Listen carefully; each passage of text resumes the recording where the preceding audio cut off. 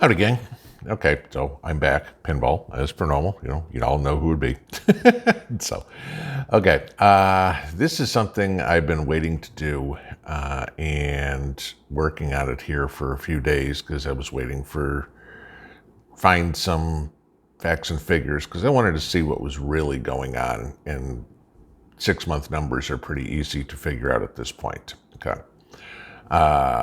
It doesn't come as any surprise to people that things are getting dangerous in many parts of the country, okay? And so I kind of went through and broke all this down and to give you an idea of what's going on really as opposed to the bullshit that the MSM is telling us, okay? So now, we all know violent crime is skyrocketing in major U.S. cities at a rate that hasn't been seen since the 1990s, okay? Violent crime in 2021 is actually passing the historic crime rates that we had in 2020, okay? All because of COVID, all right? We saw, like I said, historic crime numbers in 2020, okay? We saw over 20,000 homicides, which we haven't seen since the mid-90s. And 2021 is outpacing it, okay? Then 2016, the murder rate in the U.S. was 5.3 people per 100,000.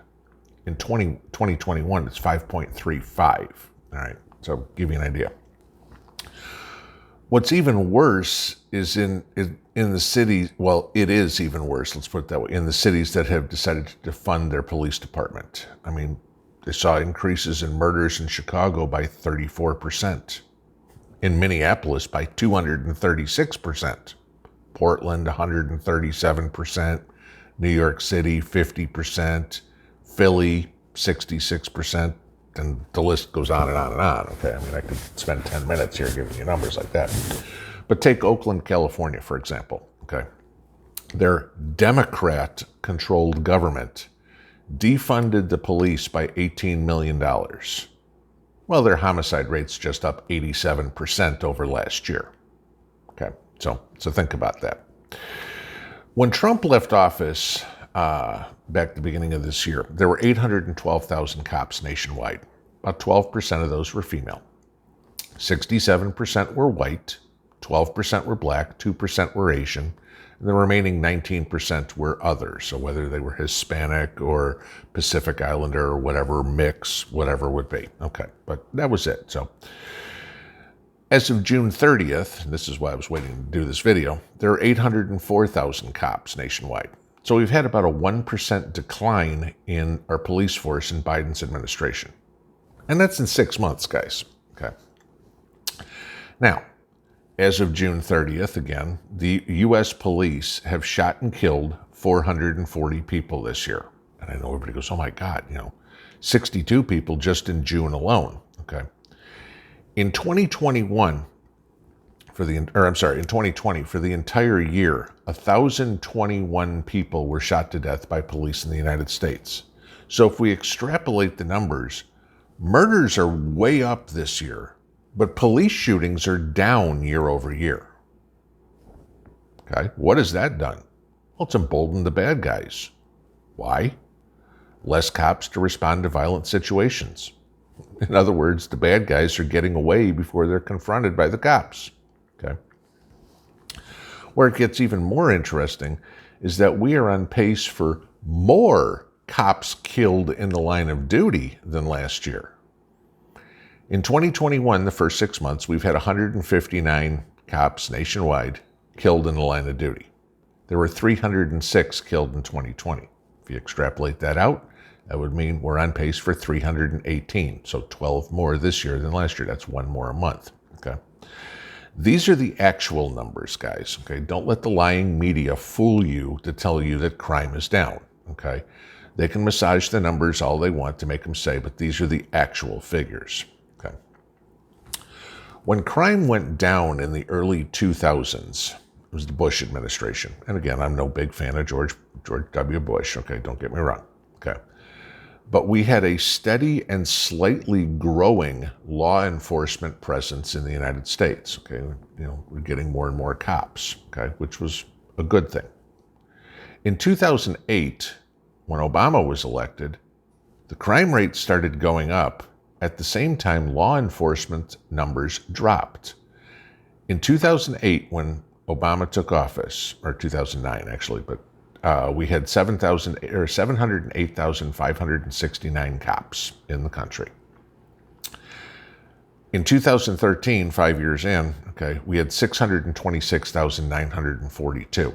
So we lost, 82,000 cops, or better than 10%, about 12% of our police force in the first 5 years of the Obama administration. Now, when Trump was elected in 2016, when he took office, we had 652,936 law enforcement officers. And like I said, when he left, we had 812,000. What happened? The amount of police officers we had went up. The amount of crime went way down, okay? Now, not that Trump was the end-all, be-all. You know, I'm a Trump supporter, but the guy made many mistakes. I'm going to agree. And I mean, pushing the jab is the biggest debacle that he's got that's going to ruin his legacy, in my opinion, okay? But crime was up in 2020, last year that he was in office, okay? And I'll attribute a lot of that to COVID lockdowns, because why it's still increasing and why are we reducing law enforcement, okay? I mean, simple reason, more people were starting to get desperate, didn't have jobs, crimes went up, okay? That will happen, all right, so. Now the thing is this, we're not reducing the number of bad guys. We're reducing the number of cops again, but we're not reducing the number of bad guys. Matter of fact, we're actually increasing those numbers because murderers are being released from prison. Don't believe me? Massachusetts has released 21 people convicted of first-degree murder this year under their compassionate release law. California, another 21. Illinois, 64. Okay? These are people convicted of murder. Okay? Life in prison. Okay? Oh, let's just let them back out on the streets. Okay?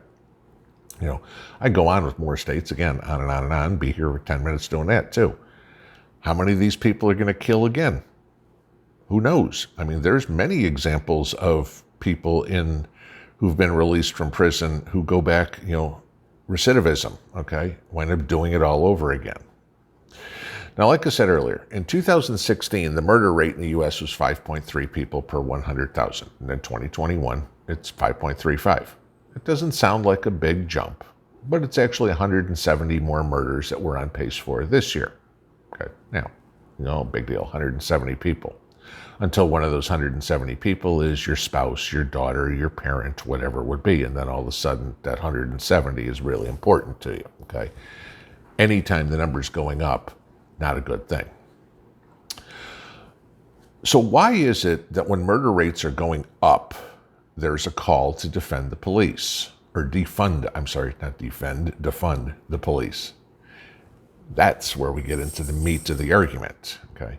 You see, the left, the Marxist, socialist, communist overlords, okay, they want the crime rate to go up. They won't admit that, but they want it to, okay?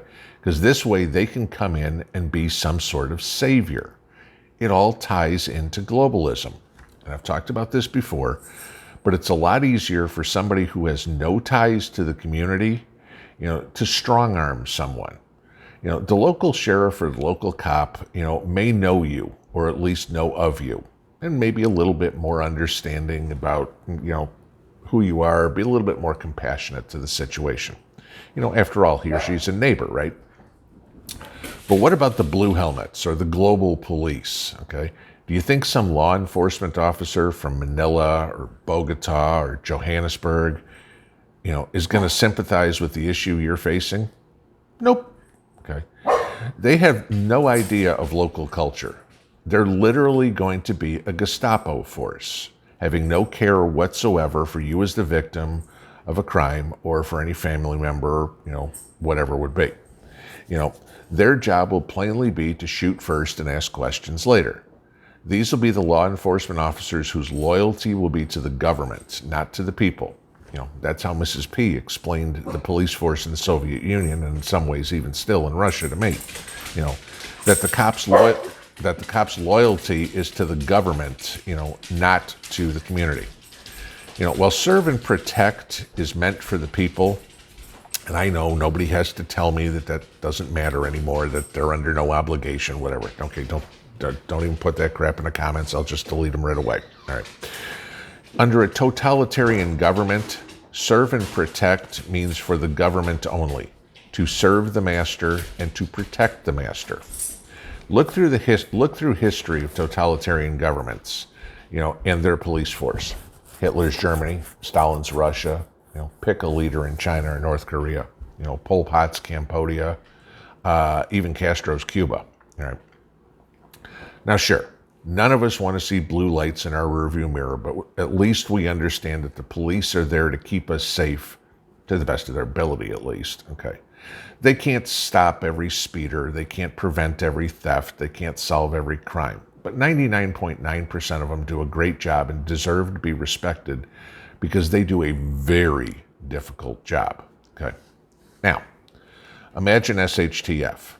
There's no law enforcement, at least not for a while. Okay. It's not like blue helmets are going to come in tomorrow morning after the balloon goes up. Okay. We're going to be on our own for protection. You know damn well that crime is going to skyrocket when there's no police.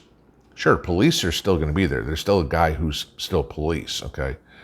But they're going to be acting as civilians trying to take care of their families at this point, all right? They're not going to be riding around in their squad car or whatever it would be. They're going to be standing guard at home. Maybe you're lucky enough to have a cop in your mag, or maybe you will, eventually, because they're going to come together real quick. At least these guys and gals are going to have some training that can help. But a lot of you aren't going to have the luxury of, having a cop join the group. All right. You're going to be on your own. There is no 911 to call, somebody's assaulting you or whatever. There is going to be no EMS if you get hurt. There is going to be no fire department if your house is on fire. This is the future. This is what the politicians in Washington want. What the politicians in every country want, okay? Notice we had a fence around D.C., and that was fine, but a fence on the southern border was not. Why? Politicians want protection for themselves. They give a rat's ass about you and me, okay? They aren't on the southern border, okay? Washington, D.C. is nowhere close to, El Dorado, Texas, all right? They don't have drug smugglers running through their backyard at night. They don't have illegals stealing chickens and carrots from your property to eat, okay? They were protected by a military force surrounding them. Why didn't the VP go to the southern border? She doesn't care, okay? Why are Potato and the Vice Squad president dining in a French restaurant while the rest of us eat a bowl of ground beef and pork chops, our July 4th meal? Because they don't care, okay? We are, again, useless eaters to them. They want to get rid of the population. That's us, okay? Rules for thee and not for me, okay? Your safety, your security is going to be up to you in SHTF. The police, EMS, fire department, etc. will probably be on our side, okay? But the new law enforcement officers, i.e. the blue helmets, will not. SHTF is going to become the modern-day Robin Hood, all right? There's going to be a sheriff in Nottingham trying to take everything he can from you to give to the king. In other words, the oligarchs, the politicians, the elites, and the World Economic Forum. And there will be the peasants, all of us, who will be expected to provide for their feasts while we scrounge for scraps. We need to support our law enforcement officers now, okay? So they know who's on their side when the balloon goes up. Imagine being a cop right now, okay, today. Here it is, July 7th, okay? This is what's running through their head. The government hates me. The people hate me. Nobody respects me. My hands are tied. I can be spit on, shot at, screamed at, punched, kicked. And if I do anything in response, I can lose my job, lose my pension, and even be sued. It's no wonder cops are retiring and quitting. Wouldn't you? Okay. The problem is when we lose so many cops, how are we going to stay safe? I know I've said it a million times, and so has every other content creator. If you're in a blue state, you need to figure out how to get the hell out, okay? You're on the Titanic, but this time the Carpathia ain't coming, all right? Look at New York City and how many cops have left the job, and then look at the crime rates. Look at Chicago, look at LA, look at Portland, look at Detroit. Again, I can keep going. Gang, it ain't getting better anytime soon. You can have all the food stored in the world, all that money, all that effort, all that work. But when the bottom falls out, a gang of marauders comes to take it, and there's no one to help you, no one to protect you, you're screwed. And guess what? Then you'll be heading out to a red state inevitably with nothing more than the clothes on your back and maybe your bug out bag, if you survive the gang of marauders. Okay, because remember, they don't care. There's no law enforcement. Oh, Mary Jo, you're in a way, pop. Good, look, I'm gonna go get the can of raviolios. You know, there was a quote somewhere from a cop. I don't remember where, but it went something like this. Everyone hates us until they need us. That's the life of a cop, okay? Maybe it's time we support them even more, because they're the last line of defense between freedom and slavery for each and every one of us, black, brown, or white. Have a good one. Pinball out.